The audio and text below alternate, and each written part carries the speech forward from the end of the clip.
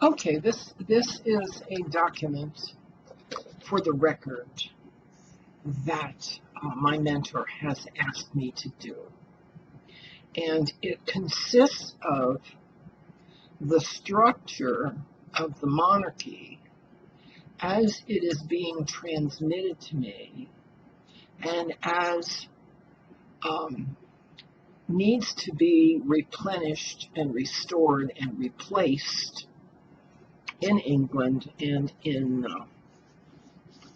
Northern Europe generally. Okay, and it's based on the original 1689 Bill of Rights and the 1703 settlement, and on the county system of jurisdictions. Okay, the county seat of each county has a sheriff, okay, and it will also have a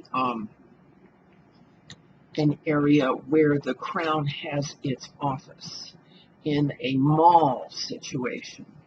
Every county seat will have a crown mall, and it will be located generally in the area of the church diocesan office. And the church is the Church of England, because it has fallen so far, is going to be renamed as the Community of Celts in England. All right. So the Community of Celts is going to propagate and practice and live the Celtic ethic. What's the Celtic ethic? The Celtic ethic lays out the covenant of the monarchy as it was transmitted from the prophet Jeremiah when he brought King Zephaniah's two daughters to Tara, Cork County, Ireland in 583 BC, and was transmitted through the Irish kings through St. Patrick and Columba at Iona, Scotland, and in 1296 was brought down to London by King Edward the Confessor, King Edward I.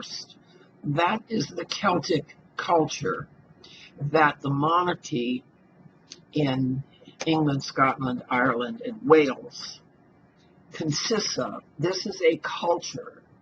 This is a set of ethics and behaviors and ways of being civil in the world that we want to persist and encourage and promote. This is a way of living, way of life. And just as Disneyland, Disney World, has its places where it plants the fantasy culture, we here on these islands are going to plant our culture into the 37 counties that are spread on the larger island, and I think there's 12 counties in Northern Ireland. Okay, so there will be a diocesan office in each county and a crown representative office. And the crown rep and the diocesan office will hold all the civil documents for that county. All right. The diocesan office will deal with the church, community of Celtic culture. But the crown representative will make available the initiatives and grants and particular research opportunities and options that the monarchy intends to promote. There will be an entitlements office to detect, recognize, clarify, and acknowledge the records of each individual. There'll be a skills office, which now is called human resource management. That sounds to me too mechanical.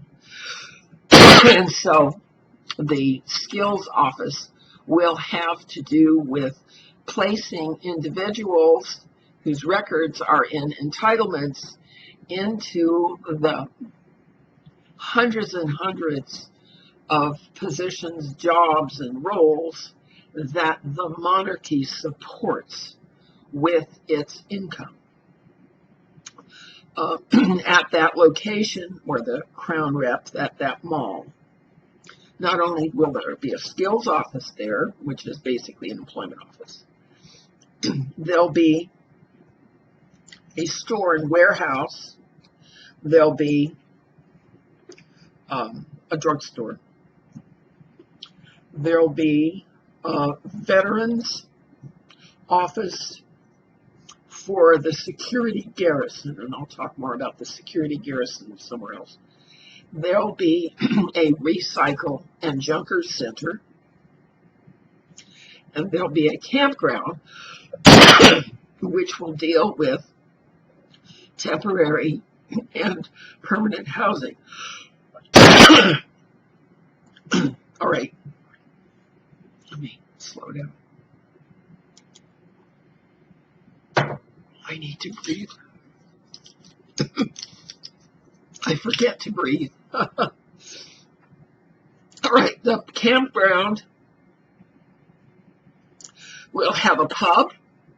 It will have a hostelry, which is basically a motel registration desk. It will have a classical American truck stop and laundromat. And what's so ingenious about a classic American truck stop is that they sell showers there. They sell showers and supplies for traveling people. And every Crown office has to have that. All right.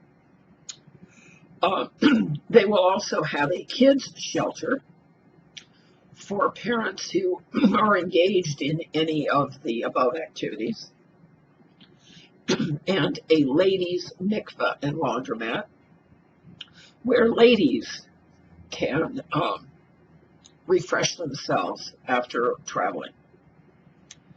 There will be a clinic, there will be a lab, and where necessary, there will be a hospice. Finally, there will be, in some instances, a library where research grants are administered, so that the level of intelligence and skill and ingenuity and creativity of the personnel who work for the Crown Corporation will be marked by IQs that begin at 83. 83 is the lowest IQ we can accommodate, all the way up to as high as psychics want to go, okay? And each applicant for a job at the Skills Center will be given a series of IQ tests. And when they pass one, they take the next one. And if they pass that, they take the next one and the next one. And the final IQ test is the one that's given to individuals who want to join Mensa. The final IQ test is for individuals with an IQ of around 150 above. And those people are appropriate to work at many jobs in the library, the clinic, the lab, website development, IT. The high IQ jobs are going to be available, and low IQ jobs are going to be available. And what a low IQ job consists of, when a person is simply able to follow orders, that's the IQ of 83.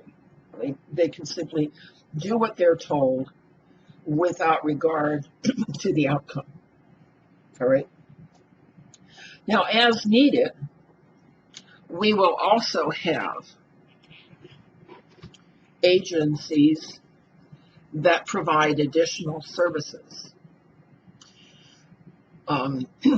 We will have pawn shops, coin shops, and credit union at larger county offices. We'll have one website development office. We'll have animal shelters where they are needed. We'll have garrison training for veterans where they are needed, which means we'll have a veterans office. We'll make use of private funeral services unless they're too expensive. We'll have a centralized lab and health department to track substances, water quality, air quality, and additives in the food stores. We will have also access to some of the harsher realities of human physical life. We'll have a rendering plant. We'll have some mining because there is still need for coal and shale. We'll have glass manufacturing, and we'll have an architecture development office. We'll have lots of apparel trades, shoes, hats, and tailoring. So you see there is a huge spectrum of basic fundamental survival industries and organizations that need to be basically provide the undergirding for the survival of England. These are how we keep the kingdom strong. Okay, communities list. We will subsidize and organize communities of ranchers, of sheep, cows, rabbits, cats, dogs, goats, horses, fowl, bird shelter, chickens, peahens, and turkeys, fish farming, the fish industry, and seafood industry. We want to, at this time, organize and fund silkworms and silk castings because the silk business in the Orient has suffered greatly. We want to try to organize silk and hemp and mushrooms and flowers and herbs, farms, vintners, okay, brewers, fibers, wool, linen, hemp, alpaca, and the tartan trade, because the tartan trade gives us a sense of our identity. This is what monarchy is for, to support and finance and protect and reward the basic survival industries of the country that it serves. They're also in the Architecture Development Office, we'll be looking at greenhouse agriculture, pyramid building, earthships, bermed constructions, not straw because there's too much moisture to deal with straw, but certainly there are a lot of uses for hemp. So this is my vision of what the Crown Corporation monarchy is going to have to do to save, protect, and promote a monarchy in England today. This is not about fancy dress, balls. Of course, there have to be those. There have to be administrative and ambassadorial functions, okay? And that's fine. There have to be a lot of military functions and marches and these these wonderful regalia performances, that's fine and that's good because it teaches the positive aspects of authority and the positive aspects of performing according to command. So these are fine. We'll have a lot of fun at those too. But basically, monarchy is about saving the people. And so that's what I have been called to talk about, because that's what my dad wanted to do. I'm Emily Windsor Craig, the youngest daughter of King Edward VIII, and this is what I have been given as the template to follow in restoring England's monarchy now. Let me know what you think. We'll see you.